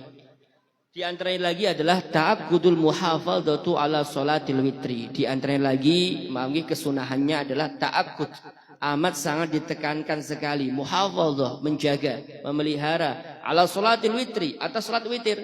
Tadi kan sholat tarawih diusahakan saben malam, jangan sampai ditinggal walaupun sibuknya seperti apapun itu, karena kalau sudah ketinggalan sekali akan malas nanti ujungnya. Malas lagi, malas akhirnya banyak lubangnya. Demikian banyak lubangnya. Kalau bisa, kalau kita begawi atau kerja atau mungkin kita buka toko, tutup dulu lah setidaknya, kan demikian intinya kita mengejar keutamaan di bulan Ramadan. Kemudian setelah itu yang dituntut adalah menjaga sholat witir. Demikian makanya kalau prakteknya itu kan imbas sholat tarawih langsung sholat witir. Imbas sholat tarawih langsung sholat witir. Kan demikian ya, kalau kita sholat witirnya nunggu nanti atau kita sendirian aja ya bisa dipastikan tidak bakal dikerjakan. Kan demikian makanya langsung aja Nggak usah nunggu imbah tidur. Saya tidur dulu baru nanti sholat witir. Ya kalau kelasnya kita ini kelas kacangan, lebih baik langsung aja. Karena kalau nanti tidak bakal dikerjakan. Kan demikian. Tidak bakal dikerjakan. Kan demikian. Setidaknya semacam itu. Langsung saja. Kan demikian. Wa yakhtassu bi witru Ramadan bi salati khususiyat. Dan witir di bulan Ramadan itu terkhusus baginya di dalam 3 kekhususiatan. Jadi ada keistimewaan di dalam sholat witir yang dilakukan di bulan Ramadan tidak ada dikerjakan di bulan-bulan lainnya. Apa itu? Yang pertama, annahu tusannu fihil jamaah. Di dalam sholat witir di bulan Ramadan itu disunahkan berjamaah prakteknya. Kalau bulan-bulan lainnya tidak dianjurkan berjamaah, sholatnya dewe-dewe, sendiri. Tapi kalau di bulan Ramadan dianjurkannya berjamaah, disunahkannya berjamaah. Kemudian yang kedua diantaranya lagi adalah wa yusannu fihil jahru. Disunahkan untuk jahru, nyaring bacaannya. Makanya tatkala kita imbas sholat tarawih, sholat witir kan nyaring bacaannya. Sama layaknya bacaan di dalam sholat tarawih. Demikian, ini diantara kekhususiatan yang kedua. Kalau kita sholat malam sendirian, ya tidak terlalu nyaring. Kalau kita sholat witir sendirian kan tidak juga terlalu nyaring. Kan demikian. Dan yang ketiga, wa yusannu fihil kunut. Disunahkan di dalamnya itu kunut. Finis fil akhir, di separuh terakhir min Ramadan, daripada bulan Ramadan alal mu'tamad, atas pendapat yang mu'tamad. Intinya ya dengan melakukan doa kunut ini nantinya di separuh terakhir bulan Ramadan. Ini tidak didapat di bulan-bulan lainnya apabila kita mengerjakan sholat witir. Demikian ya. Kemudian boskan saya lanjut di sini. Yang ke-11 nggih. Kesunahannya adalah al-iktsaru min tilawatil Qur'an bitadabburin. Waqad warada fil athar Ramadhanu syahrul Qur'an. Di antaranya lagi yang disunahkan di bulan Ramadan itu Bapak dan Ibu sekalian adalah memperbanyak membaca Al-Qur'an dengan tadabbur, dengan dihayati, dimaknai, berusaha dimengerti agar kita membacanya itu lebih maksimal, lebih khusyuk, bukan hanya sekedar membaca gitu aja bukan ya, kecuali kalau kita mungkin anak pondokan mungkin ya bisa, karena memang kita sudah dari sananya diajarkan bahasa Arab, setidaknya kita paham. Intinya diusahakan, siapapun diusahakan bacanya disertai dengan tadabbur, lebih maksimal bacanya, lebih maksimal, bukan hanya sekedar membaca. Walaupun membaca itu sudah utama, paham tidak paham sebetulnya itu lebih itu adalah amalan yang paling utama. Tapi tentunya yang lebih utama lagi kalau dia membacanya dengan tadabbur, karena memang bulan Ramadan itu adalah bulan Al-Qur'an. Demikian ini, saya tidak berpanjang lebar. Ini sebetulnya ya kita bisa bicara panjang lebar, yang jelas semacam ini. Saya lanjut sekalian. Di antaranya lagi kata beliau al-iktsaru minas sunan, yaitu memperbanyak mengerjakan sunnah-sunnah. Di antaranya karawatibis sholawat, mengerjakan sembahyang qobliyah dan ba'diyah. Demikian rajin mengerjakan sembahyang qobliyah dan ba'diyah di bulan Ramadan, karena memang tentunya yang sunnah akan diganjar pahala fardu, yang fardu dilipat gandakan sampai 70 kali lipat. Begitu luar biasanya. Pokoknya rugi kalau tidak ya maksimal atau memaksimalkan di bulan Ramadan. Demikian memperbanyak amal-amal atau ibadah-ibadah sunnah, diantaranya qobliyah dan ba'diyah, diantaranya sholat duha, wat tasbih, sembahyang tasbih kalau bisa di malam harinya, sembahyang tarawih, kemudian sembahyang witir kalau bisa malamnya, tengah malam sembahyang tasbih, bukan hanya di 10 terakhir, tapi kalau bisa saben malam sembahyang tasbihnya. Demikian wal awabin, dan sembahyang awabin. Dan adapun awabin ini sebetulnya ada khilaf antar para ulama. Yang jelas awabin itu artinya adalah orang-orang yang kembali kepada Allah, karena awabin itu adalah ar-raja'in atau ar-raji'in, orang-orang yang kembali kepada Allah. Yang lain itu pada sibuk dengan dunianya, dia kok malah ingat kepada Allah. Makanya ada mengatakan sholat awabin itu adalah sholat antara maghrib sama isya, karena biasanya maghrib sama isya itu banyak orang yang lalai. Biasanya itu baru pulang kerja, beli makan sana, beli ini, nyiapin itu. Akhirnya mereka melupakan ibadah di waktu-waktu itulah. Pada waktu itu banyak orang lalai, tidak taunya dia kok ingat kepada Allah. Makanya dinyatakan atau dinamakan sholat awabin. Orang-orang yang kembali kepada Allah. Demikian nih, walaupun nanti versinya banyak tentang masalah awabin ini. Kemudian selanjutnya sekalian. Di antara lagi adalah al-iktsaru minal a'mali shalihah, yaitu memperbanyak melakukan amal kebaikan, amal-amal soleh seperti bersedekah, wasilaturrahim, menyambung tali silaturahim kita dengan keluarga kita, keluarga kita sambung. Yang mungkin kita ada cekcok dengan keluarga kita, sambung, itu betul-betul silaturahim. Yang mungkin kita tidak tegur sapa dengan keluarga kita, sambung, kita sambung. Kalau bisa kita yang mengawali, jangan nunggu orang lain atau keluarga kita yang menyambung. Kalau bisa kita sendiri yang mengawali. Tentunya itu lebih utama daripada kita yang didahului. Kan demikian, kita yang mendahuluinya, kita yang menyambungnya terlebih dahulu.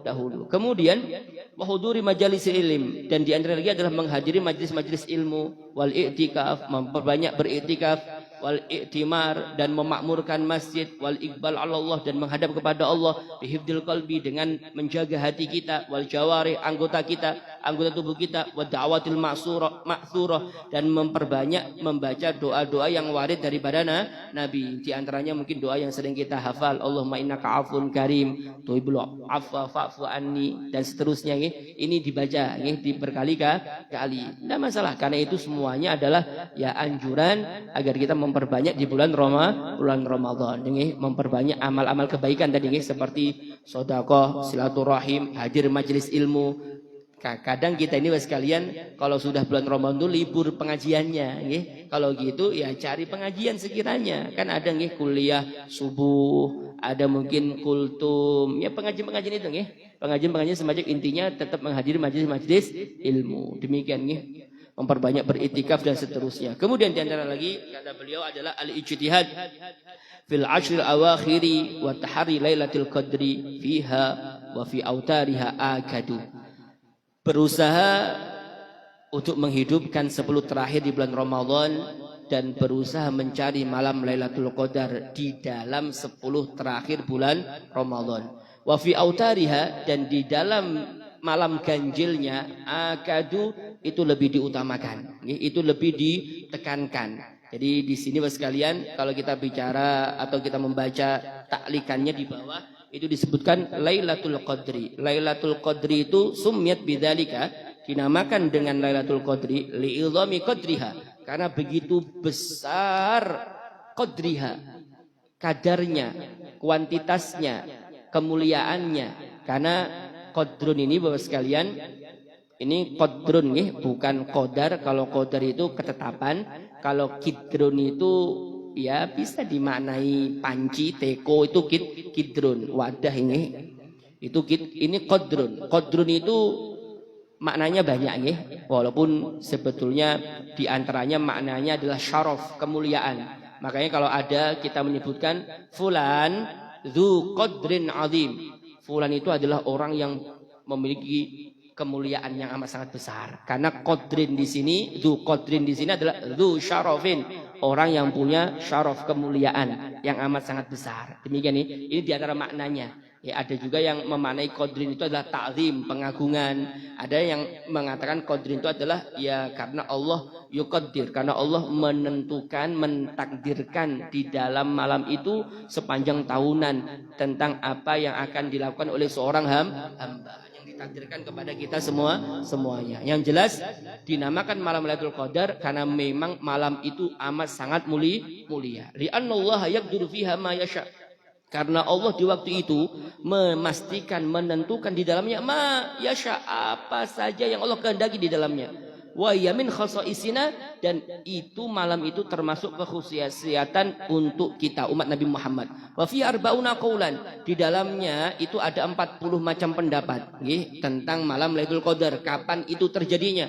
Wa malal Imam Syafi'i, dan Imam Syafi'i itu lebih cenderung, lebih condong ila annaha, bahwasanya malam Lailatul Qadar itu adalah Lailatul Hadi, yaitu malam ke-1 awis tsalisi malam ketiga, wal ishrin dan 20, berarti malam ke-21 atau malam ke-23. Jadi Imam Syafi'i itu lebih cenderung malam Lailatul Qadar itu adalah malam ke-21 atau malam ke-23 di malam Ramadan. Demikian ya. Walladzi 'alail jumhur, dan pendapat yang disampaikan oleh jumhur mayoritas ulama annaha, bahwasanya malam Lailatul Qadar itu adalah Lailatus Sabi'i wal Ishrin, yaitu malam ke-27. Demikian ya. Waqtara ba'dhum, sebagian para ulama berpendapat memilih intiqalaha, malam Lailatul Qadar itu berpindah-pindah, intiqal. Bukan tetap di malam yang satu itu bukan, tapi berpindah-pindah kata beliau ya. Fi layalil ashril akhirah, di malam-malam terakhir yang ke-10 tadi, 10 terakhir. Wa hikmatu ibhamiha, dan hikmah kenapa kok disembunyikannya, ihya'u jami'il layali bil ibadah, agar dihidupkan sepanjang malam-malam tersebut dengan beribadah. Tidak khusus kalau sudah ditentukan malam 21 ya kita ibadahnya malam 21 aja, malam-malam lainnya enggak, kita nongkrong aja, kita majelis aja, kan demikian. Kalau seumpamanya ditentukan yang semacam itu, oleh karenanya tidak ditentukan, karena memang agar dihidupkan malam-malam tersebut dengan beribadah, kan demikian. Wa min khasaisiha, dan termasuk kekhususiatan di malam Lailatul Qadar itu adalah annaha la yanaqidu fiha nutfatu kafirin. Tidak bakal terjadi nutfah. Nutfah itu ya calon anak lah yang kafir itu tidak mungkin. Kalau ada mungkin orang di malam itu mungkin berhubungan, kemudian ya Allah takdirkan ada anak di situ, maka anak itu tidak mungkin jadi orang kafir nantinya. Tidak bakal terjadi. Demikian. Kemudian wayan kasyifu fiha syai'un min ajaibil malakut, dan terbuka terang benderang di malam tersebut sesuatu daripada keajaiban malakut, kejadian yang menakjubkan di langit. Wal amalu fiha khair min al amali alfa syahrin, dan beramal di dalamnya itu lebih baik daripada beramal 1000 bulan. Laisa fiha Lailatul Qadar, yang mana malam yang tidak ada malam Lailatul Qadar. Intinya lebih utama daripada ya malam yang tidak ada malam Lailatul Qadarnya sampai 1000 bulan. Kemudian wa min alamatiha, termasuk tanda daripada malam Lailatul Qadar itu disebutkan di sini annaha mu'tadilah, bahwasanya malam Lailatul Qadar mu'tadilah, sedang. Cuacanya itu sedang, tidak juga dingin, tidak juga panas, mu'tadilah, sedang aja, sedang, tidak juga terlalu dingin, tidak juga terlalu panas, mu'tadilah. Wa tatlu syamsu yaumaha, dan nanti esok hari tatkala terbit mataharinya di hari itu, di hari besoknya sekalian, baydha'a, itu yang namanya matahari itu putih, sringengenye atau sinarnya itu putih.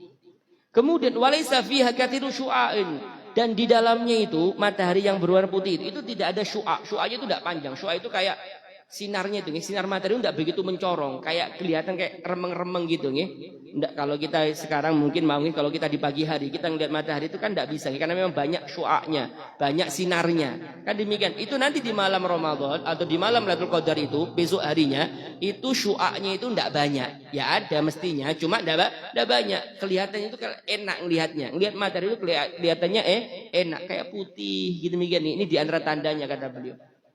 Lantaran kenapa? Lantaran linuril malaikati as-saidina wan nazilin, karena di waktu itu dikarenakan cahayanya para malaikat yang naik dan yang turun. Karena cahayanya malaikat itu naik turun, sehingga yang namanya cahaya matahari itu kayak meredup. Jadi sinarnya itu tidak begitu banyak, sehingga mataharinya itu terkesan putih. Demikian wa yusannu liman ittala 'alaiha, siapa orang yang mungkin dia mengerti akan hal itu, mengetahui akan Lailatul Qadar tersebut, sunnahnya apa? An yaktumaha, dia untuk menyembunyikannya. Jangan dibilang ini malam Lailatul Qadar. Ya siapa tahu meleset, akhirnya dia ngomong ini malam Lailatul Qadar, belum tentu juga. Bagi orang yang ngerti, yang tahu, ya setidaknya dia itu menyembunyikannya. Maksudnya itu untuk dirinya sendiri aja, untuk dirinya pribadi, dan dituntut apa? Wa yuhyiha, dan dituntut untuk menghidupkannya. wa yuhyi yaumaha, dan setidaknya dituntut juga untuk menghidupkan harinya kalailatiha, sebagaimana malamnya. Jadi intinya malam harinya, kalau ada yang tahu ini malam Lailatul Qadar mungkin nih, karena terkadang ada yang semacam itu sekalian, ada yang tahu. Mungkin cerita yang populer itu adalah cerita Imam An-Nawawi rahimahullah taala. Tatkala beliau berumur 7 tahun, Imam Nawawi, bukan Syekh Nawawi, ini Imam An-Nawawi Yahya bin Syaraf Ad-Dimishqi, yang ngarang kitab banyak dalam madhab Syafi'i. Beliau itu di waktu kecil, umur 7 tahun, beliau itu diceritakan bahwa beliau itu kayak melihat cahaya yang begitu bersinar di luar rumahnya. Dan ini di malam hari.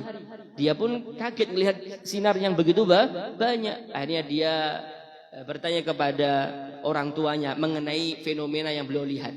Kemudian orang tuanya paham bahwasanya ini adalah malam Lailatul Qadar. Ini di antara ini, ya kalau memang tahu semacam itu ya no problem, tapi yang jelas ya setidaknya dia berusaha untuk menyembunyikannya, dan dia menghidupkan malam tersebut dan juga menghidupkan harinya sebagaimana menghidupkan malamnya. Demikian wa a'la maratibi ihyaiha, dan yang paling tinggi tingkatan menghidupkan malam Lailatul Qadar itu adalah an yuhya laila kullahu, yaitu menghidupkan sepanjang malamnya bi anwa'il ibadah, dengan macam-macam ibadah, kas-shalah seperti salat, wal qiraah baca Quran, wa kathrati doa, dan memperbanyak membaca doa al mustamil yang mencakup ala qaulihi, atas sabda Nabi atau atas ucapan Allahumma innaka afuwun tuhibbul afwa fa'fu anni. Kalau bisa ini dibaca di malam-malam Lailatul Qadar atau di malam Lailatul Qadar tepatnya, ini diperbanyak baca doa ini. Jadi memperbanyak sholat, memperbanyak baca Quran, dan memperbanyak berdoa. Di antaranya doa tadi, Allahumma innaka afuwun tuhibbul afwa fa'fu anni.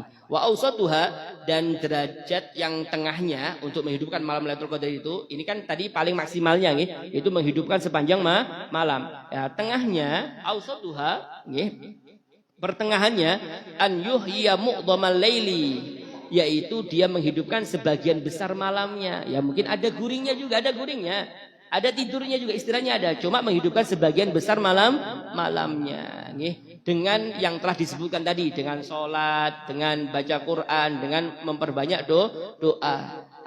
Adnaha, yang paling rendah menghidupkan malam bulan Ramadan itu, yang paling rendah itu an yusalliyal isya, dia sholat isya fi jama'atin, dalam keadaan berjamaah, wa ya'zima, dan dia berkeinginan berniat ala sholati subhi fi jama'atin, untuk mengerjakan sholat subuhnya dalam keadaan berjamaah. Itu adalah paling minimalnya, paling rendahnya kategori menghidupkan malam Lailatul Qadar atau malam-malam Ramadan. Ini paling rendahnya, yaitu sholat isyanya berjamaah. Jadi kalau kita sudah tidak sholat tarawih, tidak sholat isya berjamaah, tidak sholat ya rugi setidaknya. Kalau bisa sholat isya tetap berjamaah. Kalau bisa disambung dengan sholat tarawih dan beramal soleh yang lainnya, sholat subuhnya pun ditutup dengan berjamaah. Demikian sekalian, itu tadi apa yang disebutkan oleh beliau di dalam catatan kaki ini mengenai berusaha untuk menghidupkan malam 10 terakhir di bulan Ramadan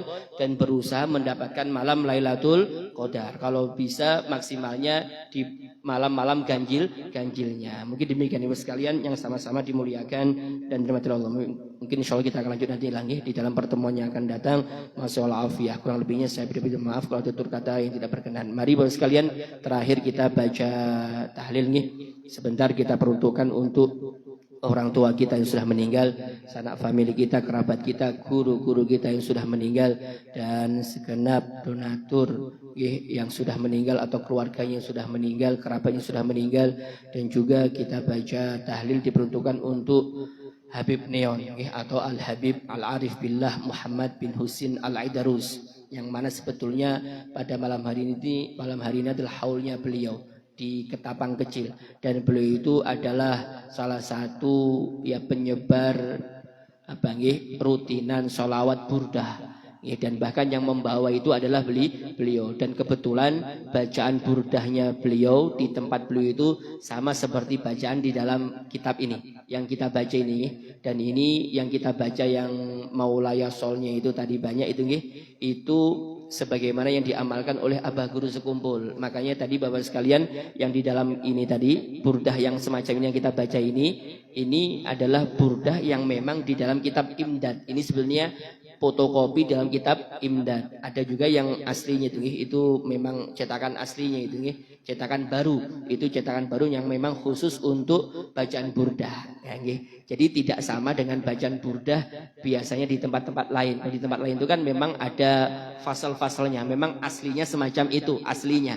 Tapi di sini ini yang diamalkan oleh ya Al-Arif Billah Habib Neon yang memang karomahnya beliau itu wajahnya bercahaya layaknya lampu neon, dan ini dikenal dan bahkan dikenal disebut dengan Habib Neon, namanya Al Habib Muhammad bin Husin Al Idrus. Kita juga tawasuli juga, di depan itu kita tawasuli juga, itu diantara yang kita baca tawasulnya juga. Dan kebetulan burdahnya kita yang kita baca di malam Jumat ini seperti yang ada di sekumpul, karena memang ini amalan di dalam kitab Imdad, kita tidak merubah sama sekali. Jadi kalau toh ada yang bertanya kenapa kok beda di tempat Aqsa atau mungkin di tempat yang lain, ya karena memang kita mengamalkannya di sini. Mungkin demikian ibu sekalian. Dan konon sebagaimana kita dengarkan dari guru-guru kita, fadilahnya kalau baca dengan cara ini lebih berkali-kali lipat daripada yang kita baca semestinya yang di dalam cetakan aslinya. Demikian wallahu alam, yang jelas semacam itu. Dan ini disampaikan oleh Al Habib Salim bin Abdullah Asy-Syatiri dan yang lain-lainnya. Demikian yang jelas semacam itu sekalian. Nah, oleh karenanya kita baca tahlil juga untuk beliau, dan juga kita baca tahlil juga untuk saudari kita ya almarhumah wa muflaha Nadia Salsabila bintil Haj Muhammad Indriani. Mudah-mudahan Allah jadikan kuburnya taman daripada taman surganya. Mudah-mudahan Allah tinggikan derajatnya, dan mudah-mudahan Allah meninggikan derajatnya baik di dunia lebih-lebih di akhirat kelak. Wala hadhiniyah wa likunniyatin salihah jalibah li khairatid dunya wal akhirah wa ala ma na bihi salafana salihun wa jama syaikhina wal hadratin nabi sayyidina maulana Muhammad sallallahu alaihi wa alihi wasallam bi sirrin nabi wa alin nabi wa bi sirri suratil Fatihah. A'udzu billahi minasyaitonir rajim. Bismillahirrahmanirrahim. Alhamdulillahi rabbil alamin arrahmanir rahim maliki yaumiddin iyyaka na'budu wa iyyaka nasta'in ihdinas siratal mustaqim siratal ladzina an'amta 'alaihim ghairil maghdubi 'alaihim waladdallin amin. Bismillahirrahmanirrahim. Qul huwallahu ahad Allahus samad lam yalid wa lam yakul lahu kufuwan ahad. Bismillahirrahmanirrahim. Qul huwallahu ahad Allahus samad lam yalid wa lam yulad wa lam yakul lahu kufuwan ahad. Bismillahirrahmanirrahim. Qul huwallahu ahad Allahus samad lam yalid wa lam yulad wa lam yakul lahu kufuwan ahad. La ilaha illallah Allahu akbar. Bismillahirrahmanirrahim. Qul a'udzu birabbil falaq min syarri ma khalaq wa min syarri ghasiqin idza waqab wa min syarri naffatsati fil 'uqad wa min syarri hasidin idza hasad. La ilaha illallah wallahu akbar. Bismillahirrahmanirrahim. Qul a'udzu birabbin nas malikin nas ilahin nas min syarril waswasil khannas alladzi yuwaswisu fi sudurin nas minal jinnati wan nas. La ilaha illallah Allahu akbar walillahil hamd. Bismillahirrahmanirrahim. Alhamdulillahi rabbil alamin arrahmanir rahim maliki yaumiddin iyyaka na'budu wa iyyaka nasta'in ihdinas siratal mustaqim siratal ladzina an'amta 'alaihim ghairil maghdubi 'alaihim waladdallin amin. Alladzina amanu wa tatma'innu qulubuhum bi dzikrillah ala bi dzikrillah tatma'innul qulub. Ghafarallahu 'abdan qala la ilaha illallah la ilaha illallah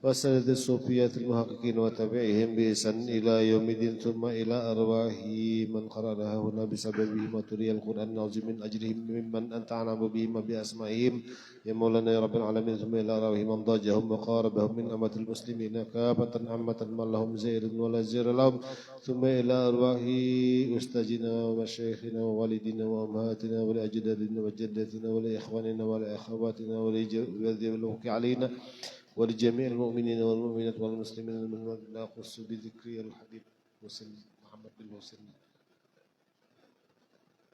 العدوس وإلى روحي Nadia Salsabila binti Haji Indiani waliman anfaqa bi amwalihim bi hadzal masjid wa limahad برحمتك يا ارحم الراحمين اوصل اللهم ثواب ذلك منا اليهم اوصل اللهم ثواب ذلك منا اليهم اوصل اللهم ثواب ذلك منا اليهم اللهم اغفر لهم وارحمهم وعافهم واعف عنهم اللهم اغفر لهم وارحمهم وعافهم واعف عنهم اللهم اغفر لهم وارحمهم وعافهم واعف عنهم اللهم انزل الرحمة والنعمة والمغفرة والشفاعة على أرواحهم اللهم انزل الرحمة والنعمة والمغفرة والشفاعة على أرواحهم اللهم انزل الرحمة والنعمة والمغفرة والشفاعة على أرواحهم ربنا اغفر لنا ولإخواننا الذين سبقونا بالإيمان ولا تجعل في قلوبنا غلا للذين آمنوا ربنا إنك رؤوف رحيم وصلى الله على سيدنا محمد وعلى آله وصحبه أجمعين سبحان ربك رب العزة عما يصفون وسلام على المرسلين والحمد لله رب العالمين بسم الفاتحة.